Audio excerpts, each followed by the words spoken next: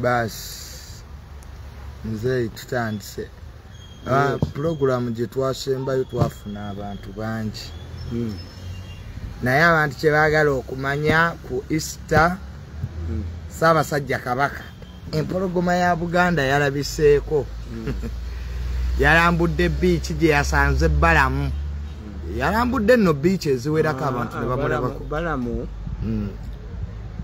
Balamu yeeteeka buli wantu wonna. Balamu yeetaddewo bweteesi. Balamu tasobola kunsobola. Balamu chased me from his radio station because was given money by Rwabwogo. I have to apologize. And this money comes back. What type of people are we having? Until you chase me out of your registration to accept it. Now, you come to me, Kati. They have money for publicity. The publicity money, we have to pay a program, Karisha. Karisha used to get billions, I knew it. You know, me, a pig. I don't have the reverse psychology. Therefore, nobody should expect me to go back to Balam's radio station. Nobody should expect me to go back to all of these radio stations or TV stations, including and Sirijidako, Kunsimu Kabuli Nemukuru. Nono Mukanjoga. This Muko who humiliated me, Kasasiro. You see these people, let me tell you, I've written a book, Humanity. The problem with it up group psychology. Problem I have with Stana. In the fact, the Westerners needed psychology. Songa. You see, the Westerners need psychology because it is a group of psychology. Somebody believes, President Museveni believed, that if he humiliated me, humbled me, I would take up the advisory role. Let us imagine what I get. You have been giving me this money. Immediately, I left and you put it down there, Wanyama. Kubanga Rwabwogo yaliamuleta. Rwabwogo believed that you could humiliate me. I come from a rich family. I did not apply for a job in the civil service. I don't want a civil service job. This is what Rwabwogo did not understand. So immediately I left. They only went there. They changed the operations. Twali bavunyo, katwali chiriyo. Ngaloza nti nyinto okukiriza. Museveni also follows in this trap. Humiliate him, humble him, so I remember. President Museveni asked me, do you know how to write? Museveni humiliating me. I kept it cool.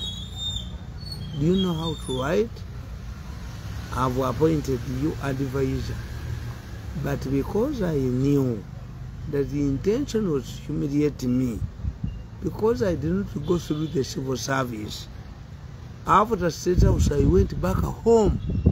And I don't expect that one time I've entered in 10 years State House once. What do you have? Muhoozi bwe yampise I came with you. Nazi atengenda bamukubira kati kankubuuliza the situation that is happening in Uganda. The problem is that after I wrote a book, I've written a book suffering with a lot of bitterness. Rwabwogo believed that he would humiliate me. Me what I know, I sank at Rwabwogo and others. They knew I'm highly intelligent. They knew I'm a strategist. I did propaganda. I spent highly trained. Kakati Rwabwogo yalowooza yajja kunteeka mu kampu ye nina okubeera mwanda we yazenga olugosi. I see him talking. I watch him talk. He say, this man, he agreed to go to his home after being paid the 5 billion. When Museveni gave you the 5 billion, was it conditional that I will go to my home? Rwabwogo alowooza nti ajja kuntwa. Who? Even Museveni rejected it. Anybody who mentions that I am an advisor to Museveni, I smash his head. It will be expunged. What advisor to Museveni Syria advisor way. We disagreed in the State House. Yena alowooza nti Rwabwogo ajja kuntwala antwale simanyi ne bukuba kannakalema. Hirugo kaina akatweka kalinga akembuzi. Ne bagamba mu New Vision. Nakale bamuyise bamukebere omutwe. Amaye madman mama wange gwe bakubye ne bamenya amagulu. Ne mulowooza nti ni mulago. Yizo bakuba n'embadde. Kyovola bakamba buli. Omanyi omusajja omwenda yabagamba. That man has a rare brain. When he loses his temper, he comes down. Professor psychology nabagamba. That man has a rare brain. Once you humiliate him, it comes back. That's true. Sinikolagana kona Rwabwogo. Kunsimuka body nemugulu. I will never talk to Rwabwogo. I will never talk to these abakoba Museveni. Akatubuze. Nenda katubuze. Bakodumi ba Queen bagenda bane kubana. Abali mu Birmingham Palace abakola mu Lubiri babani yako. But Museveni should ask himself, how come that most of the people who are working in the State House bakuba cheyo kachama kuba cheyo the chief photographer of Museveni akuba cheyo Canada, all of these people is me. Then me don umulenzo oyo mukulu umulenzo yatunya ku bantu kakati zimitezi. Today I publish my book and I'm going to launch it. Muhoozi is the next president of Uganda. Why? Let me tell you. Muhoozi, President Museveni visited Muhoozi's house, residence. What does it mean? One, it means that Muhoozi has matured. Chinabagamba tata wamwe mwami Sali yasikira Mirundi bwaba ina kyanjagaza ajja wange tampita. He cannot summon me. My brother is a diplomat. Cannot summon me. By Museveni going to Muhoozi's place to celebrate Christmas. Why Christmas? Do you go to your son's place for Christmas? Why don't you go for baptism? Tiyagenza okubatiza abaana oba yagenze kukola ki? That's very important. Yabaddeyo ku Easter. Why is it that it was publicized? Ne batubulira ne details like where? President Museveni ne General Muhoozi babadde bombi ku Easter. Yes. Ne boogera n'ekyabatutteyo. Bwe nali nsoma amawulire e Germany mu International School of Journalism batukusize nga twaleta President Idi Amin Dada abadde ku mukolo era abalala babaddewo. Omuduumizi w'empingu Meja Ibrahim ani ne babanyonyola. If you see that is newsworthy okwogera nti the president was accompanied by his wife, mu mawulire ekitegeeza is news tabeera naki. If Museveni visits his son, is it news? Except if they were fighting. News means that unique. When a dog bites a person, is not news. But when a person bites a dog, is news. Kati nkwata chino. Nembabuza. Let me analyze. Why is it that you have details? Museveni talking to his son. How many times has Museveni met his son? Why is it that today Museveni, the public must give details? Two, if Museveni, a family, is going to have a meeting in one of the place, if family affair, tugenda kulya wa mwami Segawa, Haji Segawa, we tugenda kulya.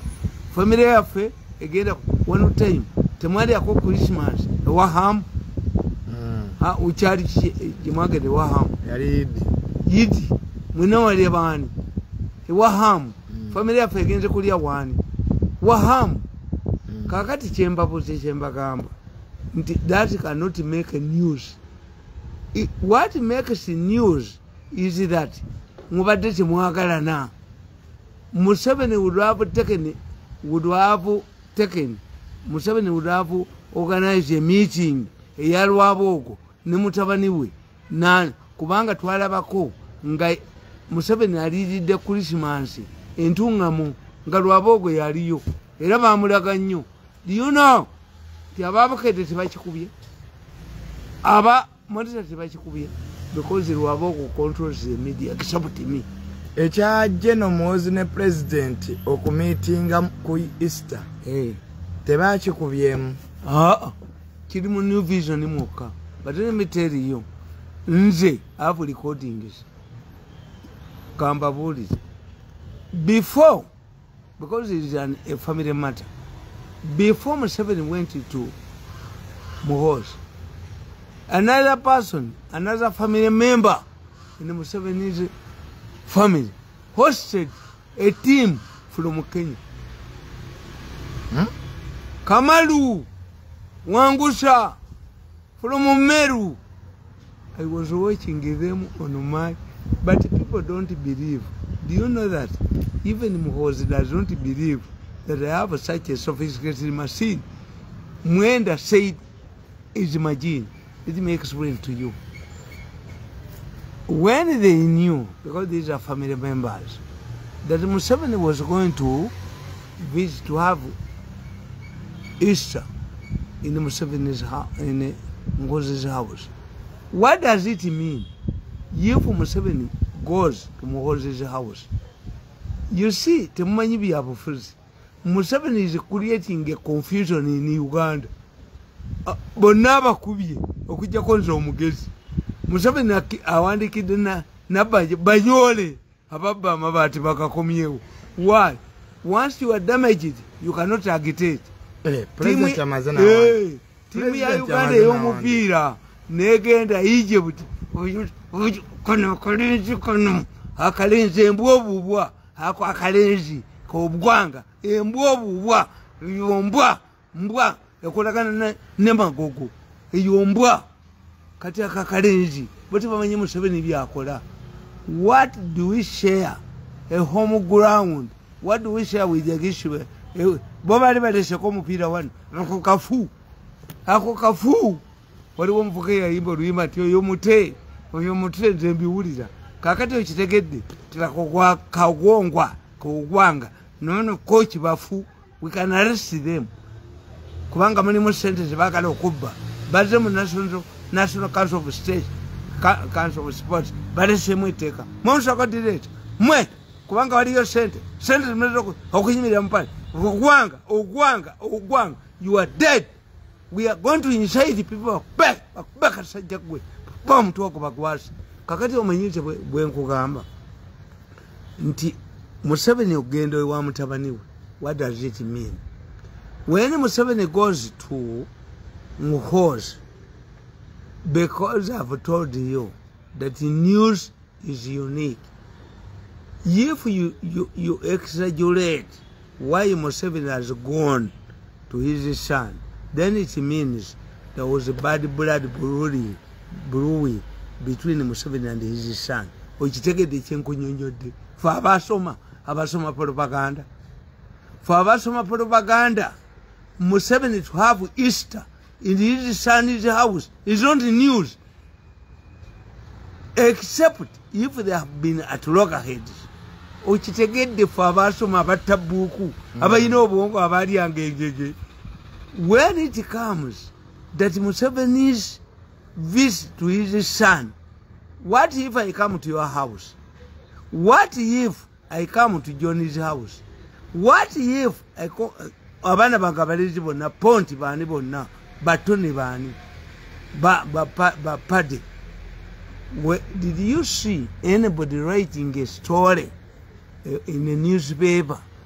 Webali bazibana chutu bako chintu kya fekiri bengendo okusasula ngenda basasula baba anti nje gwe bawa family yange yampo obuyinza abajjajja bampo obuyinza okutwanira abazukulu ninaka kofini ewaka naka nkuta ninkumalawo. Let me tell you, was it news for me to go to Paddy's place bar emutungo? Nze ekyo njagala tukiveeko kitegedde nti General Muhoozi ogenda n'alya Easter ne taata we si mawulire. Yes. Why does it become a mawulire? Nti ono President bwe yagenda entunga mu Christmas niraka Muhoozi salimu. Today we question abaana ba Museveni bamuwerekeddeko abawala. Rwabwogo yabaddeyo, abakoba abaddeyo. Tebabaddeyo. Yes, it is wama President Museveni we yakyalidde General Muhoozi ku Easter. Yes. Baganda ba General Muhoozi abawala Museveni goes ahead and visits Rwabwogo. If Museveni does not do the same to Rwabwogo has given Muhoozi political mileage. Ekitegeeza ku Easter President Museveni yabadde yekka ne mutabani we. Gwe yakyalidde. Anti luli bwe yagenda entungamu yagirira wa mukyala we. Lisasasuni. Olwo tumweba Rwabwogo yasayininga. Today, if Museveni wants, because we call it politics of symbolism, kakati Museveni abalaga. Museveni is enjoying the confusion. Museveni alaga bano nti mmwe temukuba mutabani wange byakola byonna nze mbimulagira. Tuli wamu. Tulinite. President Museveni neri amwana neri amwoyo mutuukirivu. Amina. President Museveni ne mutabani we bali omuntu omu. This is what Museveni is demonstrating. Don't treat Muhoozi as a rebellious son of mine. We talk. Whatever he's doing is Muhoozi is retiring from the army. To do what? When you're none, bakubebiragano. Niye bwe babanga omusisa aliko gonya bako kwenjeru nafuluma babagana genda kola ki? Kitegeeza President Museveni okulya Easter ne General Muhoozi. Alaga abe naale muntu ono mutabani wange. Temumukuba. Tuli fenna. Kakati tadongo. Nono tango doyina abana basiru. Ne minister bali omusi. We call it bali omusi ye musiru. Is stupid. Yalwanyisa Museveni mbu yase nebanda. Bali omusi na muntu. Minister bali omusi tategeera. Stupid.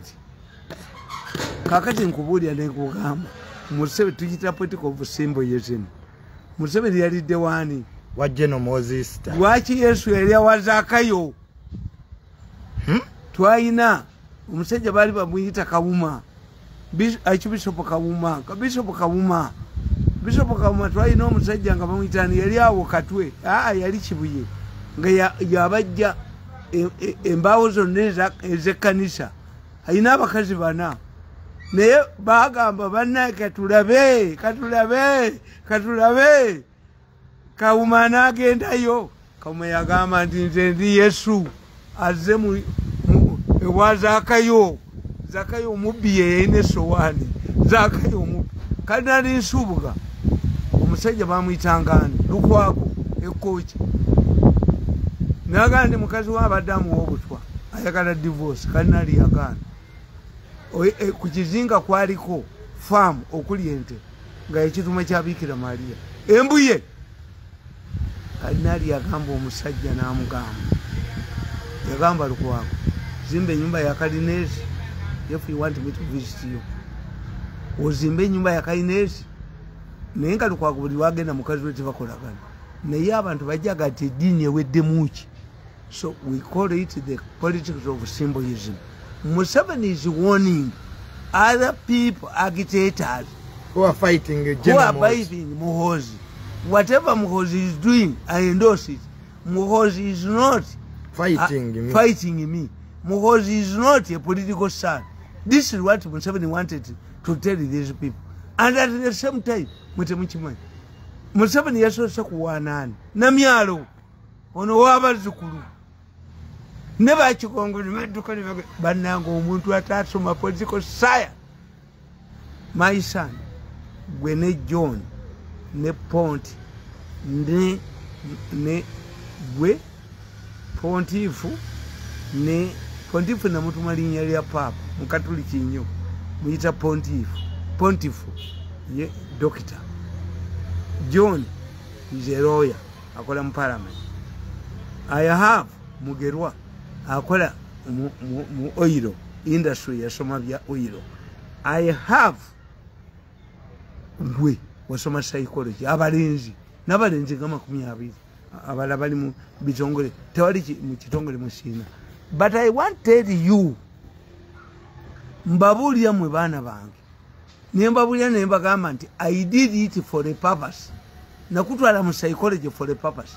Ne Maria ne mutwala mu psychology for a purpose. Naye abaana bange abawala sibabeera kona bizibu okujjako kasonde kira buno businipers obuvubukobo obukuba n'abawala kajjonge kakwane ezange nazijja wamu ezange nazijja ku buko katemazayi ba smart wire tobaga sagala smart wire ne waffe ne bwenfa na obubule obwakuba n'abawala bange ne buba munyabunya sagali yaddala gasi sibona nyambunya ku mwana wa muntu kakati gwe nawe olinga Franka Gasomba ba smart wire tobaga sibagali kodala bujja ne buji embwe nganda ningiramu mu family y'embwe enjizi nobo bwa sente bo wa mwala sente buziba bujja ne bumubba ne budduka bu smart wire I had it tebuyita kulinya wange nga nfudde temubulikiriza obuko obubyago obajja tuyingiramu obufere tebuyingiranga ne wange tebuyinza kujjayo ne batuba n'omukodo tebujjayo nyizo kakwali nabugoba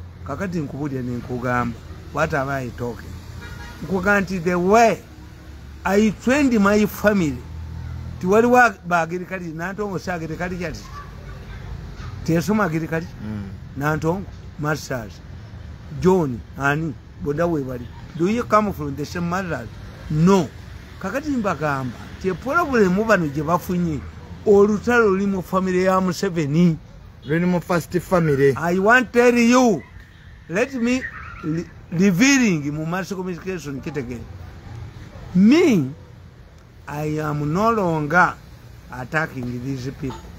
God bless me bye wafibinyambi kubanga mbagambi tibu abaganda tuga nti bolaba atemye omuti omukalu omuti omubisi nagukola kyagukoze guba mukalu yali gukoze. Let me tell you, over the weekend a group of government officials headed by a member of Museveni's family hosted a group of Kenyans. Waliwo abakungu mu government. Yes. Ababadde ne member of first family. Let them go to the meeting abana Kenya. If you go to the immigration department, if you don't see Kamala, you don't see Mwangusha, you don't see the Kenyan names of journalists in Kenya, put me in the prison. Waliwo abana Kenya bayingidde wano mu ggwanga. They were hosted here, they were given a lot of money to attack Muhoozi. Kabagenda kulumba General Muhoozi. Yes. They even hired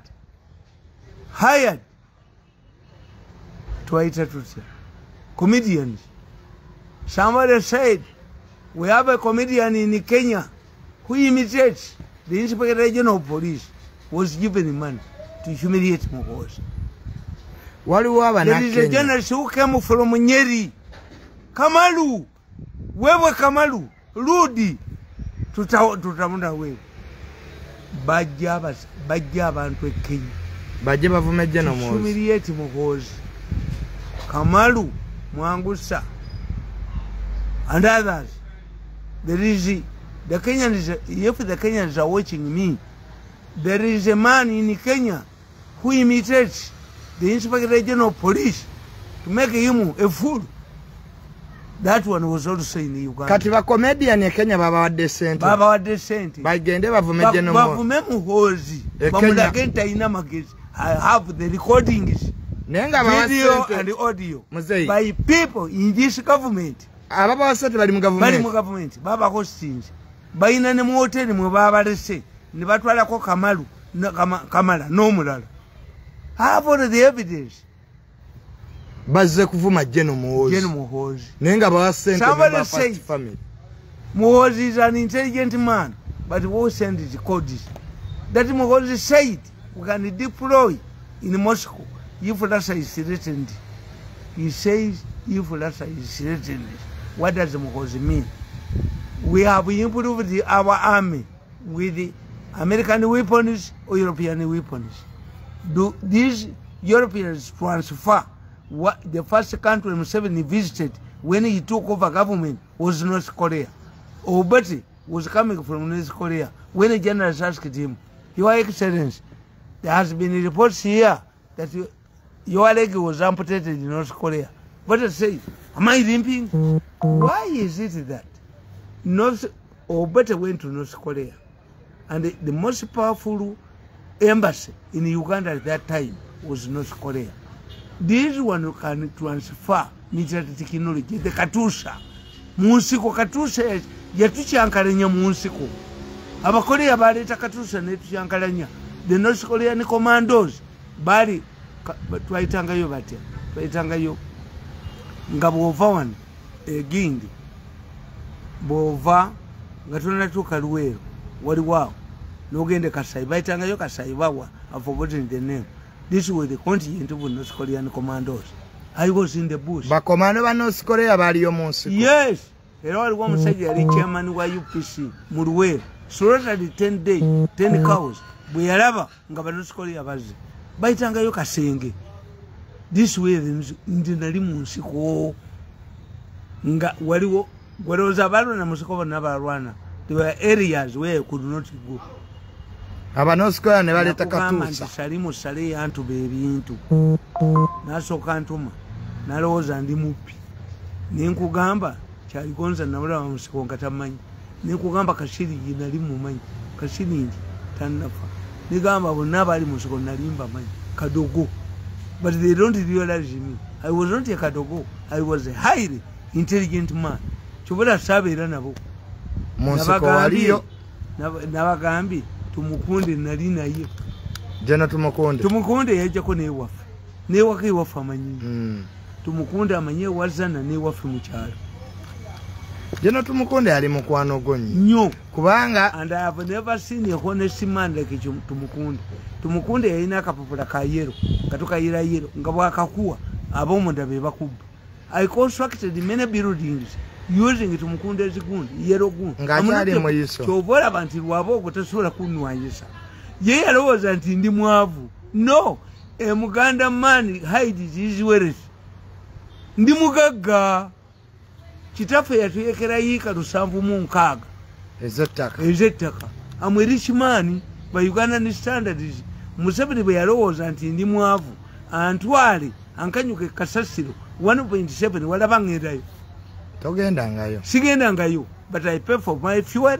I pay for allowance. Where do I get it? I have a shiraini. Wagenda okuyingira government ya ngandi mugagga. Nga sento zina. Nganzina. I dress properly. Family yafe yabagagga. Kakati ye Rwabwogo yalowooza nti ndi mwavu. Mwenda nampita bega. This beggar at one time Kambabuli. Bagula emmotoka. Ne bagiteekamu ssente biliyoni 2. Bazindeetere wange ne bagamba nzite ekiro. Ngambalaba. Nemba kubira simu ne bagamba temuleeta. The only consistent person, there are two.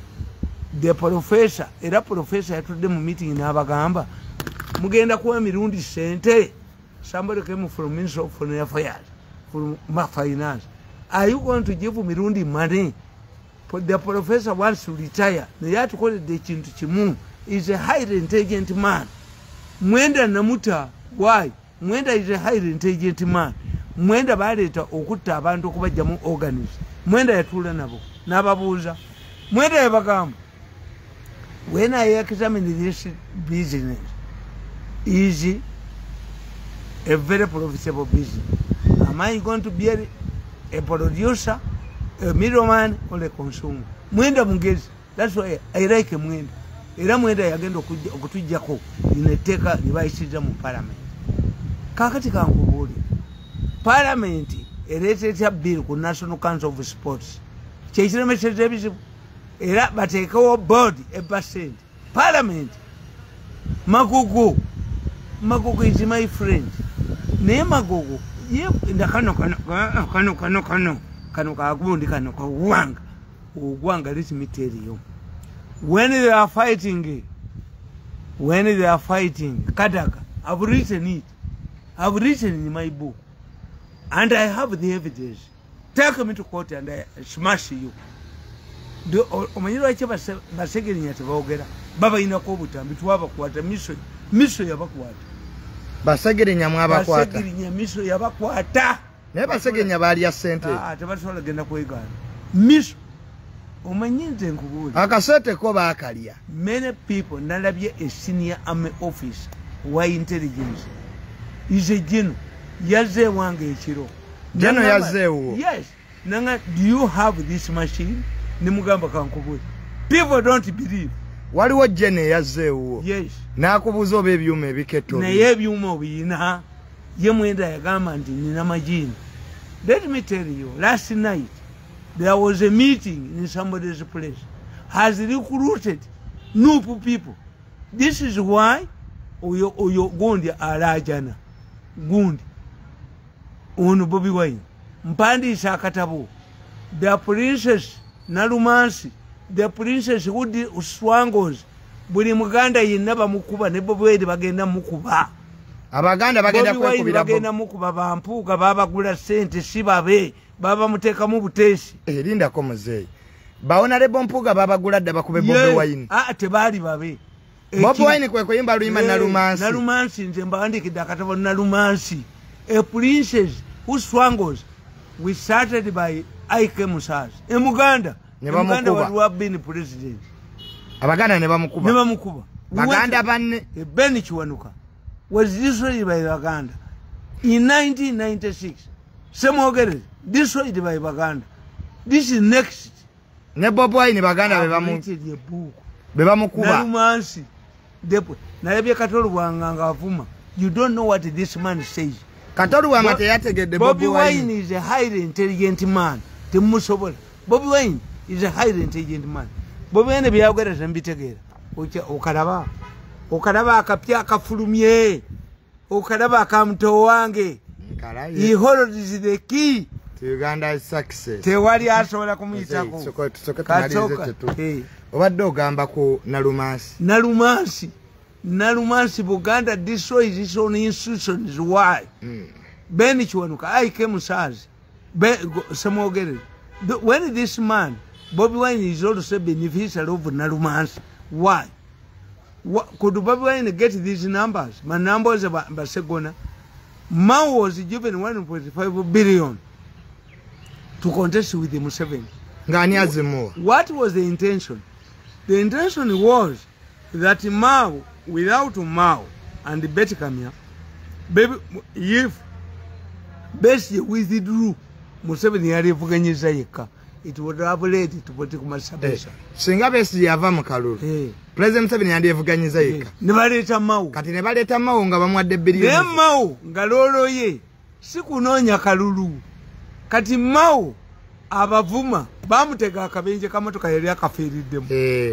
Do you remember? Mao yakufuna ka accident. Kyayagalo gamuze nti honorable Mao baleta mulete mukalu. Nenga tagenda kola ki? Ngatagenda kunonya kalulu. An important man bamuletedde ku musajja. Kyali yo mu Europe. Kakati Mao bamuwa 1.5 billion at that time. Bamusuubiza tibagenda mwongera 1.5 billion ng'akalu kakoze ki? Kawedde. Mao agweddalu. Olwakwata ku zino. Mao anoonya akalu. Bamuteka akabenje. Yali afudde to incapacate him. What was your role? Beshman yaze kwana mugole. Metron yaze kwana mugole. Mawa je wange ngaduka. Honorable Mau yaja akulabe. Yes. Even when Mao made it, do you know that Mao defected from the Democratic Party? Nagula award, never called HBina. Katuana lebo Mawa haja akulabe. Kati Mawa je wange. Gaka lukawe de. Mawa ngamba. Tiowai. Abasajja bamfeze. Konze bakufeze batya. Bansubiza nti akaluwe kagwa. Bagenda kunyongera 1.5 billion. Tebajimpa amasimu gavude kone Mao. Do you know that you were stupid? You were fool. Mao nangamba Mirundi ovumanya abantu. Mao yangamba ovumanya abantu. Why am I stupid? Nemugamba if I bribe a scholar, ngadi wa Manu or Liverpool. Ebintu byamuwagira. Netugula aleta makonda. Atuleta makonda. Agwa kumupira ne yeyawula nabwa. Mao yagenda na campaigninga. Navuma government yojimalabo. Paka de bamuteka akabenyi. Nemugamba Mao. They expect these people to give you money. You cause them corners. A scholar was been given money not to score. Yeyawula bwe yabuzinagwa. Chobolaba. Ntia bwe batandika ekibina ky'obufuzi ba numbers. Me I don't respect the numbers. Basegona bani. Nze Rwabwogo anjoze najoga family yange katono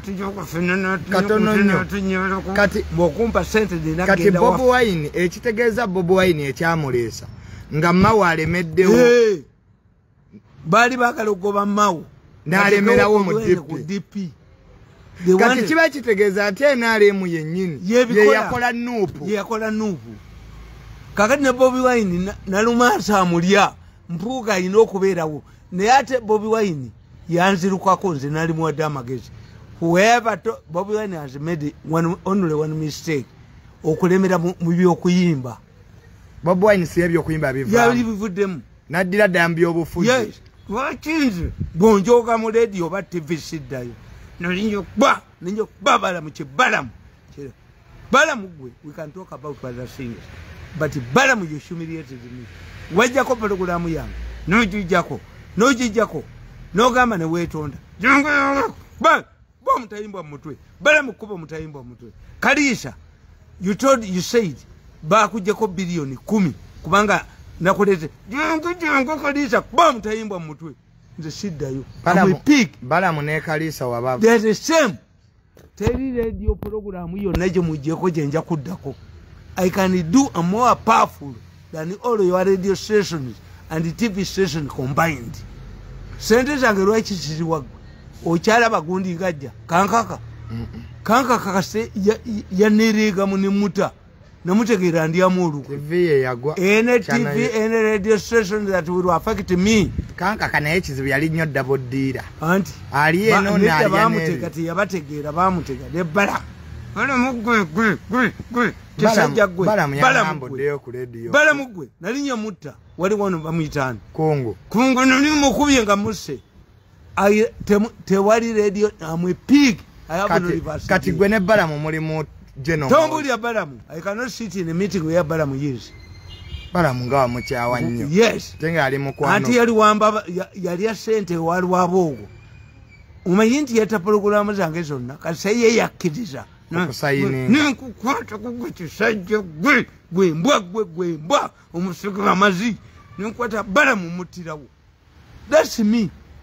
Kati ekitegeeza tojja kuddayo ku radio fu sisobola mukuba oyo kundi nabadde mufundiriza nabadde sigina yabadde sigadde mu moto kungu nabadde mutira bwagundi kungu nabadde mutira ewono gundi eno bagitani eyabasoga baba nabadde musinga kizi ne Kalisa yali yazenga ekyo kimuleza ali kugundi wali bajjo nangamba kali bya Kalisa muti ne Kalisa weni BS ayagala okomewo. Yes yanzibira mu sente mbeka mwende nokubeera embwa yaabwe nokubeera embwa ngambera kule kati bache baagala nti bwembeera ku programu zaabwe bazibbira mu sente bagenda ne baba wa sente kwetofuna nze kintu kiringa embwa ebogere bali sente kali how much money did Museveni was financing the Kalisa program nalinja kala ideas zange Kalisa je mukube nyondo mutu. Kati Nani muti ya mukabila kweni kila. BS. Kalisa bamuwanga sente. Museveni yajigule. President yamuwanga sente muprogram. Nga gweta kuwa nenga gwe chimanyi. Kama munamulete musango gwa 10 billion. I have going to mweba zaniani. Naziria. Kuma Kalisa yali akomyewo. Kabila kilabu. Bajo yamuwonya. Ninjwe na mukube mwaso mutu ba mtu wengu. Anko bajo yaliwo. Bajo yambulia. Twa echo chegundi. Echo Balam changamba. Wali wamusubuza kwagala. Balam yali yakuyise kabila bajo ne mugamba genda yoke tinangamba kali nolingizwe bekalisa muti. Wali badewo jeneza. I'm not that type. Balam yagati waliwo musubuzi gwayagala tusenkane. Kumbe Kalisa yagala okusenkana. Balam chiri fake. Kati bajo nagamba. Yefu Muhoozi trust Balam. Omanye nabala banga bagamba. Yefu Balam. Mwenda ne Mirundi. Muhoozi aba wangu. Nibakwata Balam. Chiri kyo sente. Balam chiri sente. Balam is a prostitute. Is a political prostitute. Balam na muchawanyo.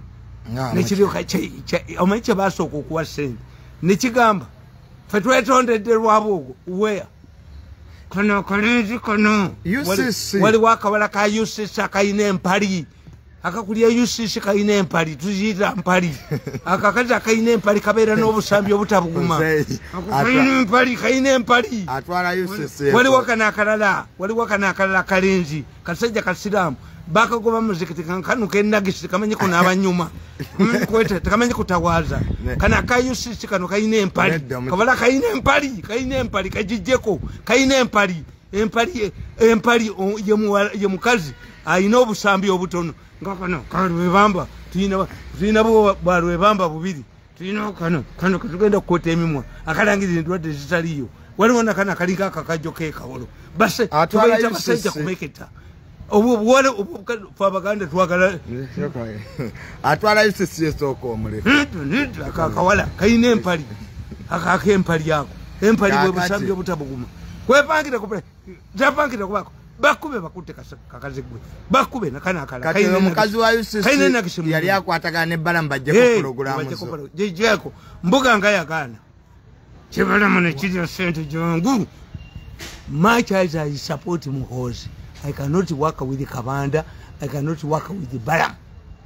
I'm a runner player. Ne Kabanda neto mwagala. Si sobola kola na ye. Bamanyi. I have recording is wemba kwatide. Sobola bakwa kola nabo. Do you believe in there is a Ugandan who will not attend where Chiwanuka and the Karugire is? I refuse. Muhoozi bampita. Karugire yeba mukoza musango wa organize. Na yeye erabo osoma katabo kange organism eziri yo Karugire yafuna sente. Me I didn't. Balina kuni yako banteke mu lugosi bandimu omukandi yimu nyalimu tekisoboka. Nze Katonda yantonda. Kakati nedda mzee soko ngate tunasoma katabo. Leka batubulira kuliko bameka. Nedda leka soka tumalirize bine. Mukani ya kubantu. Leka soka tumalirize bine. Bakodde me bakwini bagenda baniya kubantu bagenda banyala ko bagenda baba pisa ko banyoba niyala. Leka soka tumalirize. Omusajja namunya abonya abana bange batasoma. Natukola ne Museveni nankanyuka kasasiro. Museveni yali alowooza nti kasasiro anya. Mi. Tuko kasasiro. I know my political value and economic value. When Muhoozi called me, Nyamuyam, Naye era Namuyambi da. Ntibano bagala kumumara ininga. They have acquired Kenyans. Comedians. Abene Kenya Baba Sewan. Bamuvume Muhoozi. Hate him below the ballot.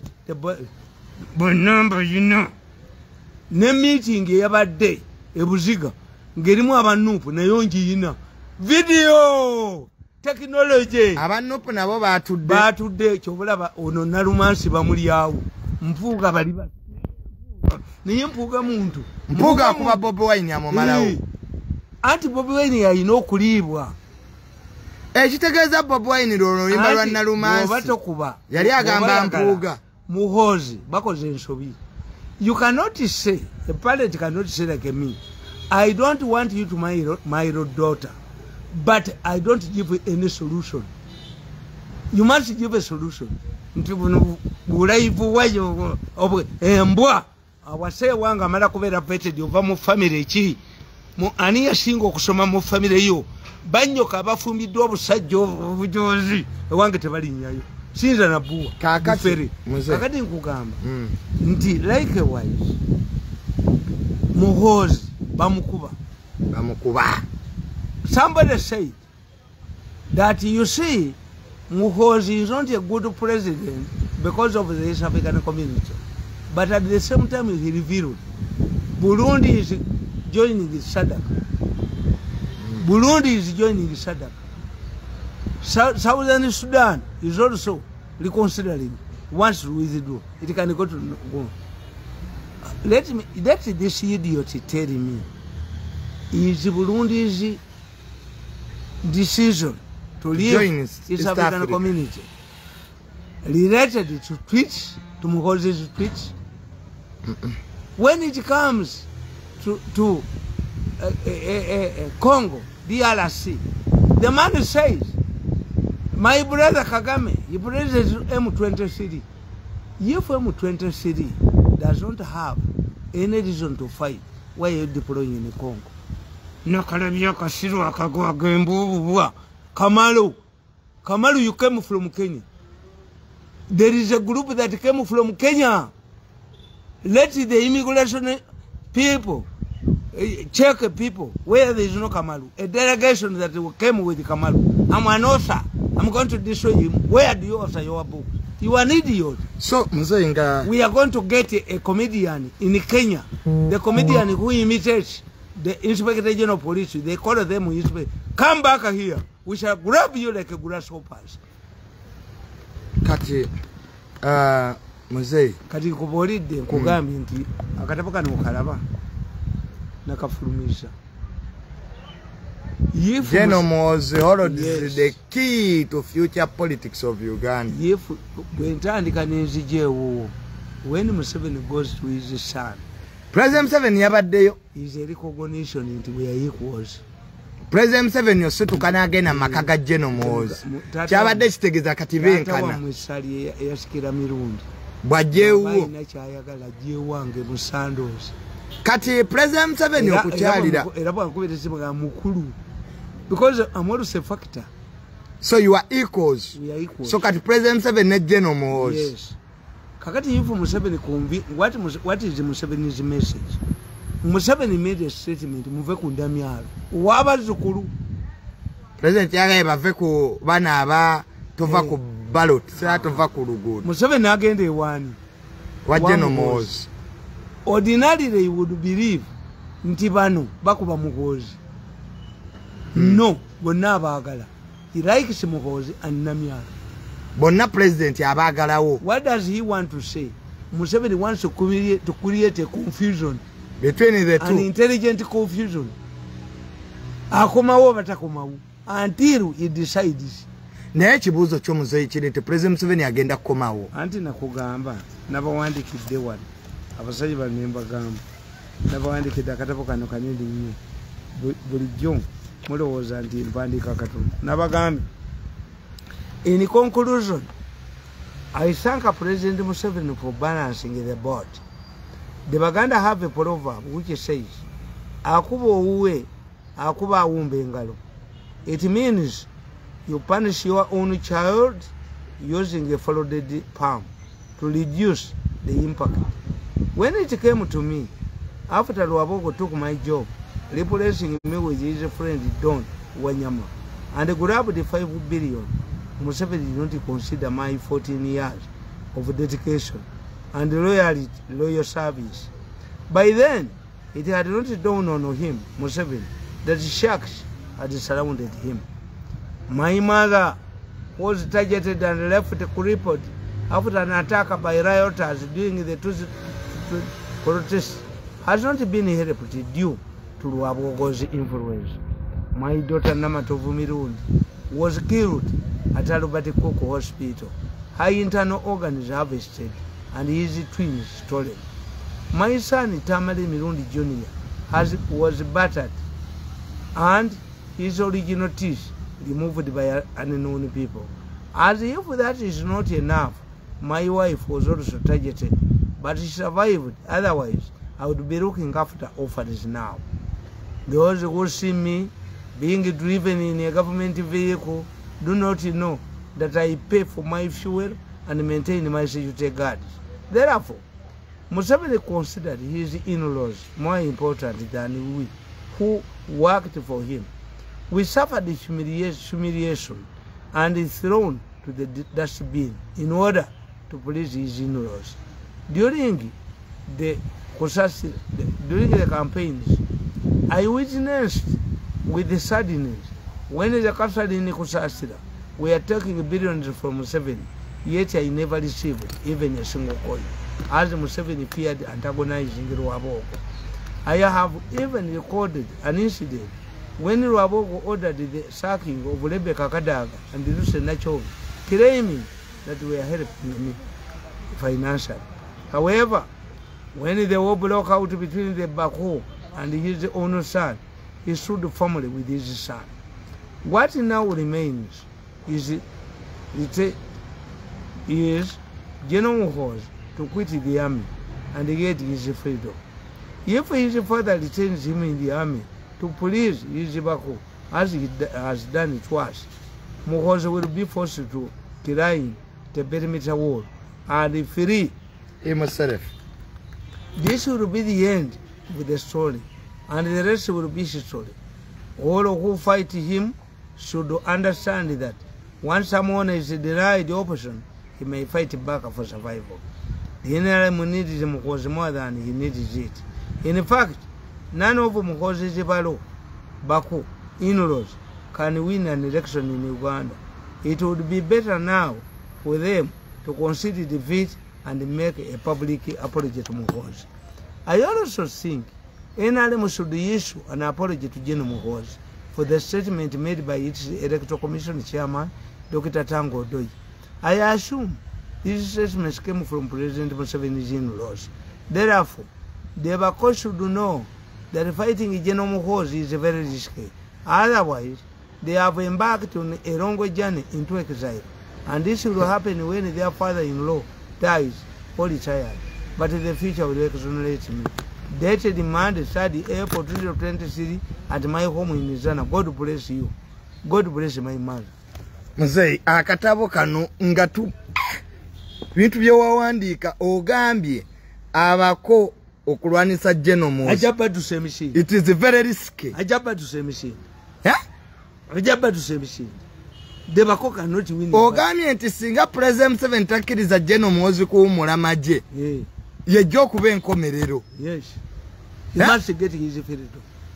Kati General Muhoozi agala kuva mu maje atandika ebyobufuzi da. Kati abakobe batagala ave mu maje. Omusisa bw'aba avudde mu convent aba agenda wa kufumbirwa.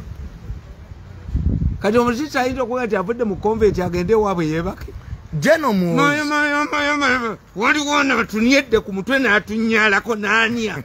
Waliwo omukaani akuba n'anya ennagisi ye. Kati ennagisi gy'anedde ku bantu kati enuka. Ennagisi enukira mu maka ge. Ennagisi enuka enukira mu nyumba. Ennagisi enuka enukira mu nyumba yo. Ennagisi enuka atujooze n'atunyako. This man should go to the village. Did you bring me? Why don't you take your cows to the village? Why don't you take your children to the village? Why don't you take your wife to the village? This man is very arrogant. We need Muhoozi to tame them. To tame this. Abakoto. To wait abakoto. Abakoto Gaddafi yabaka. Gundi yabaka wata Saddam. Bali baduse ne bawala. Saddam yatabakoto. Abakoto. The problem here is abakoto. Where do you get this misconception that Yamuko can succeed? When there is a wound, and you can't get the car because they Yagambi, Omukoya Gambi. Miru, we hate each other, but me, I don't advance, but he advances. Yes, why do you advance? You humiliated me. I spent 10 years, 14 years in the state house, wasted. Sination Nafunam, 10 years. I'm Murugosi, Anzita Arabe. Nze namuwabira ewaffe nagende ewaffe mu nsozi nemuwabira ewaffe mu nsozi nkuma ebyoto nkuma akasaana kali musaanyaawo bali mukuba mu nnyonyi n'aniya muzayo omuka ajja kutta anzita alabe munne yamugambye one I have recordings munne yamugambye nti omusajja omanyi nti yakuba Besigye nakuba Mbabazi nawe ajja kukuba but the man is antagonizing me gundi nakabiro bamuwa 5 billion okuba akadagala beyanako temuyina gimulaga temuyina group yaye bagifunyiza mwani owabi mwani kumandwa nze ni mandwa banku ba State House kabaloza nti Museveni kan Solomon Kasasiro amwe mandwa mu State House we bakuba mandwa abaziba baganti okatera mandwa ndi nyini seza kayokale kanakale manaka tekako he kanikoze jango ntwaleyo I cannot go because these people don't know. I did not apply for a job to join the public service. Museveni picked me from my home when I'm looking after a nursery pupil and he's taken to boarding school. I go home. I don't want a government job under Museveni. I will work in Museveni's government when Muhoozi takes power. Eranja kubulira Muhoozi musaba n'obuwombeevu. Muhoozi ali ekintu kyatasikira ku taata we kyekyobujozi.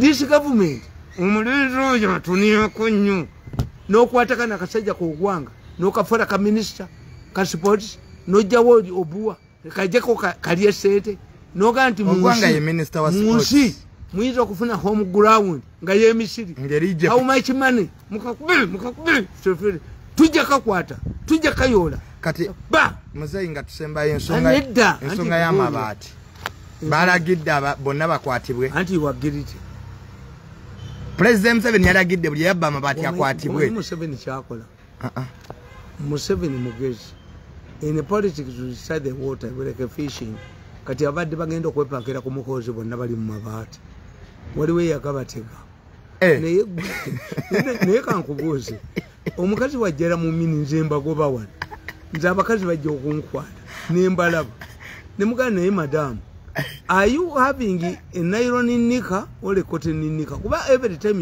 you are scratching your private parts nze bajja wano mbagoba bakusindikire abakazi nobagwamu amabaati n'ogayola eteza amabaati gali katego ne Mukenya buli atayagala General Muhoozi bayita gold bag stand bonna yabalya muyibe yali agalo bakuba yabatega naye gobeera otya mu nyumba y'omuntu muddiiro ng'oli ne mukazi we mutudde halo mutudde omusajja n'agamba nti the following morning I have a meeting banange nze ngenze kwebaka why omusajja n'agamba nga mutudde mu nyumba bw'omugenyi ulira bw'otudde ne mukazi we mu nyumba omusajja n'agamba nze ngenze kwebaka gwe omusajja olemerawo they were trapped tewali ejjo y'omutwe Museveni yaba kasi weba waba avuma mutabani we ngali maba waba wagamba ti mutabani we bwajja fenale mutujivaamu mpaka nyama kange lwona agenda mpaka nyama kange eyo generation yaweddewo amabaati kali katego buli atayagala General Muhoozi nakamba namboze goli nkofu goli nkwale nze ndi nkofu bali bankuteko nze bali bankuteko balabenga bankute baba yola when a deal is too good think it twice ndi amabaati mujja katwale wamwe mugateke enteza mmwe who floated the idea of mabaati temulimu mu western nogo abawestana mu mabaati temulimu mu western botobalabako abawestana nkufu bo abawestana baba balabye dekite abaganda be balya olaba omusajja omusiru nga Lugorobi alemete Lugorobi have retained my money. They told you to give me my money. Nolaba musajja nga Lugorobi nagamba nze ni musajja banange mungamba mutya nafunyisiza ka house ka lulu nga nabakazi bana ndi musajja mukakajo nabaleeta akasuula fa abaganda tukugamba ekiwemula omukumi wa Kamawulu leka kutigatika ka house galo ekiwemula omukumi wa kati Lugorobi yawedde oba mukaka muyitirivu ate okumanya Lugorobi mujozi ye akatekana ku mbisi ye kwega abakalamojja benkana n'embisi oyo we bali mukwatira abakalamojja n'agenda Museveni abayole kankubuli Museveni wetemusobola buli eyakwata ku mabaati Museveni yagenda n'akitegeera tikoni china maanyi naye abaserikali ewali brigade butusanvu waliwo 10 kyobula konya bonna yabakwata n'abateeka n'abatwala mu barracks babadde uwa tetujja kubatta teeka tubalekewo walaba yajjayo omutwe teri minisita yenna yabbye mabaati agenda yadde sipiika tewali kati bale ku mase ya Museveni akaana akakuyitira mukomusajja omuyingize mu kifulukwa kasaka kuvaamu oba ofudde buli wakasanga okwo tukiyita blackmail kawe kabalagala kajja byogera parliament yawedde eyo parliament yawedde era mpandise ekitabo kyange ekya abasiyas parliament ye Museveni yagijeewo kubaka kati speaker nolaba anti bonna bali mu mabaati nolaba abaserikale kati speaker bwagendayo anti president yawedde bwe bamuvumbagira kati speaker naye ati abaserikale bonna batyayo fe twali mu takisi munaye nali mu takisi nga nakamunye nyingi ne kati banjavuwa zizi kamunye yange yali ekola mityana nga mpya twalina mugongo gwambwa nga tulinani nga eyange empya kakati abasajja abo imotoka yange bujja ne bampa namba leesi nga namba leesi mbeera ne bakatongole ne baani ndi w'amaanyi mu butoto kati ne bagamba ne batuula emityana ku sejja emityana ti lwaki emotoka yoono yekola namba leesi olwo nga banyingidde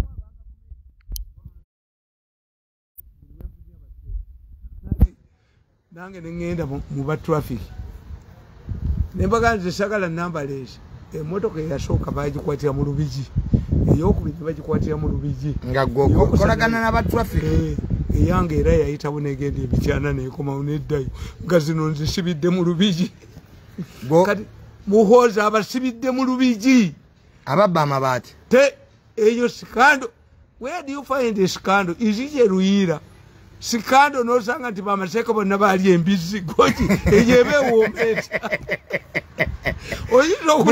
buli munene mu ggwanga yakwata ku mabaati ekitegeza amabaati kaali katego notafiire naye ne bamuyoleramu otafiire yaŋŋamba emikwano ze notafiire naye mwali mu byamabaati mwali otafiire newunyiza naye bwokaddiwa bakwata otafiire yaŋŋamba Mirundi mutani wa Mirundi nkubuulire mu kyogamu ndabye sente ngende endusi ziwandagala bweziti naŋŋamba sigenda kudda ono mwenye Museveni amuyita ono kasi otafiire agamba nti ono kitegeza ayina obulevu otafiire yaŋŋamba nti ono yateze ekitimba ono ekitimba yakiteze otafiire senti there the minister w'omuto Hope Mwesiki otafiire yaŋŋamba abusini salivers sente mu kyogamu otafiire bamukwatira batya mu mabaati sajja omugezi bwatyo yadda mu kibinja ky'abano otafiire namubuulira bamuteekako biliyoni 3 ne bamuleetera akahonda okamanyi ekali ebyuma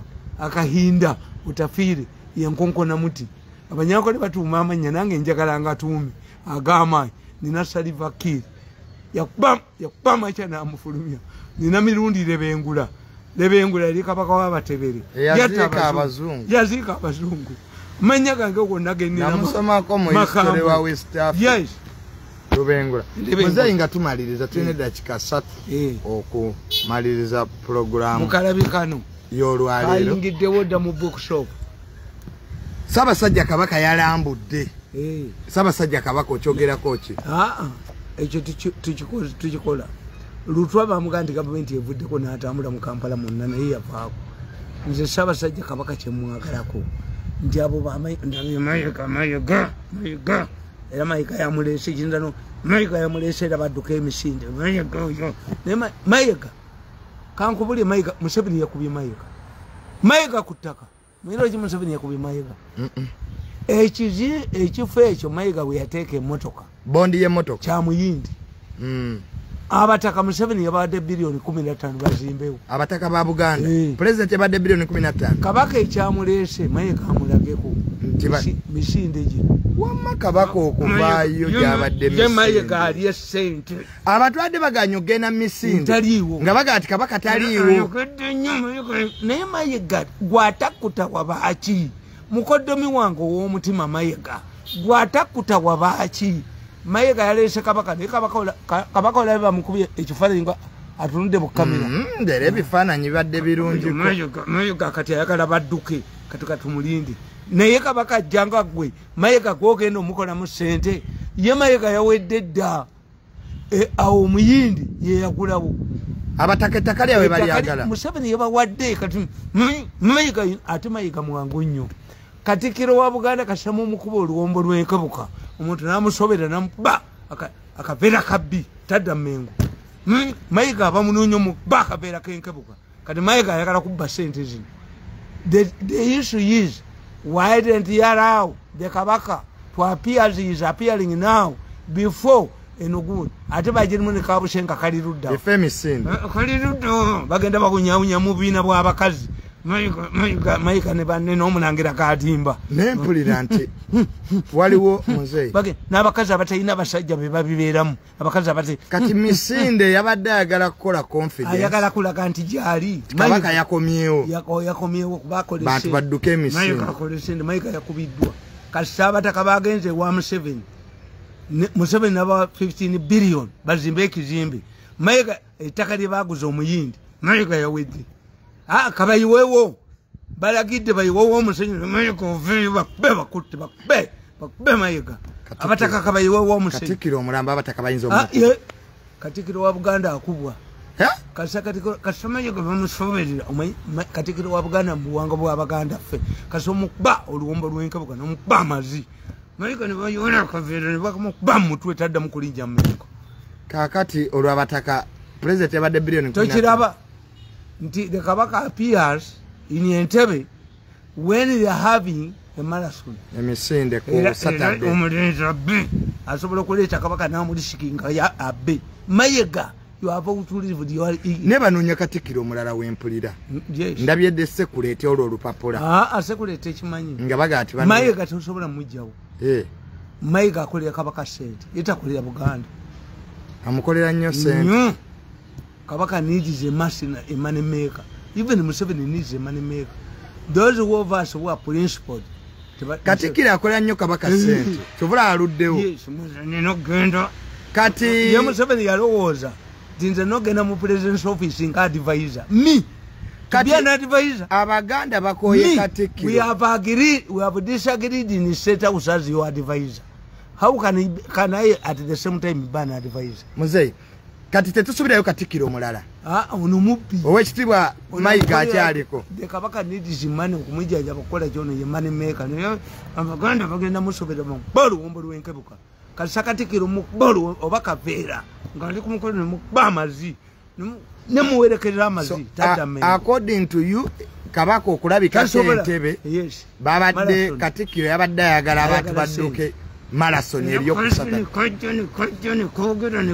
that's the businessman Mayega is a businessman Katikkiro Mayega lwaki tomwagala no he's a businessman musuubuzi tali ku culture si wa culture a culture man like me who has marketed the Buganda cultures like me nenkubulya nti kina Abaganda tetukikola kina Abaganda and I've written kati olutalo lw'abataka ne Katikkiro lunaakomawo kabayiwewo bayina iwa omusenyu Mayega je n'omuyindi we bakube Mayega Mayega bamujje Mayega awedde if we want to solve a problem create a contradiction president yadde abataka ssente awo wenyini bazimba awo wenyini weyawo omuyindi kati kabayiwewo magulu 10 kaziyiwewo olabe Mayega bamubane ne bamuyingiza mu musenyu Mayega yawedde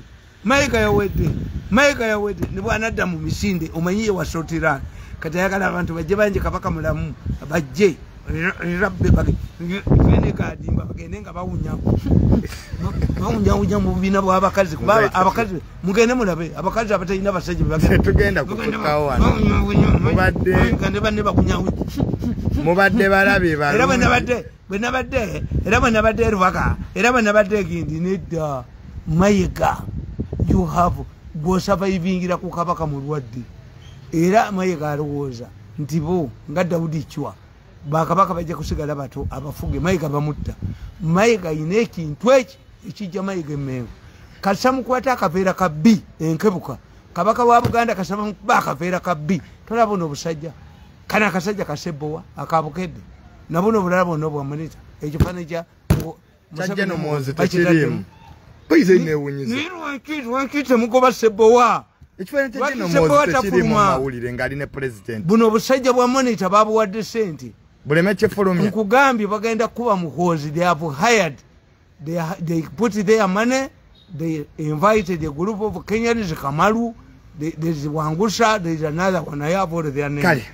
They are going to bagenda bawa sente Kenya time uzani they were told don't take this motion to Senate no you will be giving him mbamanyi if I know them don't you think that Muhoozi knows you didn't you come from Kenya to here Kasita General Muhoozi akasebowa mukatwale kakomage akasajja kakayira kagende kawe mulaba lungu but do you tell me if New Vision has produced this photo nga Museveni ali nani ne General Muhoozi New Vision yechu ku Christmas ku Easter echa Rwabwogo chafu ku Christmas how can you tell me that this photo that was published by New Vision could not be accessed to money kagovi Muhoozi tuyambe kuba kasebowa kagovi kakayira gobembwa kubembwa take charge kale akatabo ke kano tetugenda kusukkawo wano we meet next time banji nya abaliko